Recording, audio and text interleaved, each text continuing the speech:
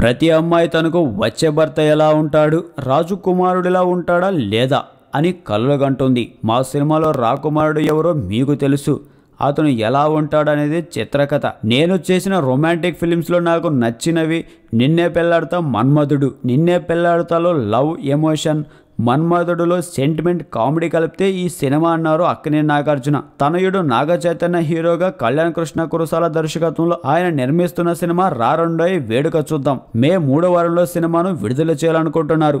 నాగార్జున మాట్లాడుతూ చైతుకు తండ్రిగా జగత్ బాబు చక్కని పాత్రలో నటించారు.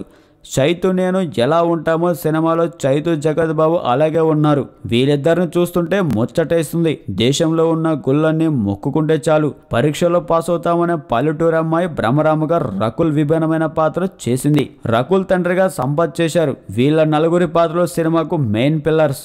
దర్శకుడు కంటే ముందు కళ్యాణ్ కృష్ణ చక్కని రచయిత. క్యారెక్టర్ డిజైన్లు బాగా రాస్తాడు. అతడిలోని రచయితను చూసి సొగ్గాడి చిన్ననాయనకు తీసుకున్నా. తనకే కాదు నాకు మంచి హిట్ ఇచ్చాడు. రారండైతో సెకండ్ హిట్ కూడా సాధిస్తాడని అనుకుంటున్నానని నాగార్జున చెప్పాడు. మీకు నచ్చినట్లయితే సబ్స్క్రైబ్ చేయండి. ఫిలిమి స్టార్స్ బోల్డ్ అంత న్యూస్ బోల్డ్గా.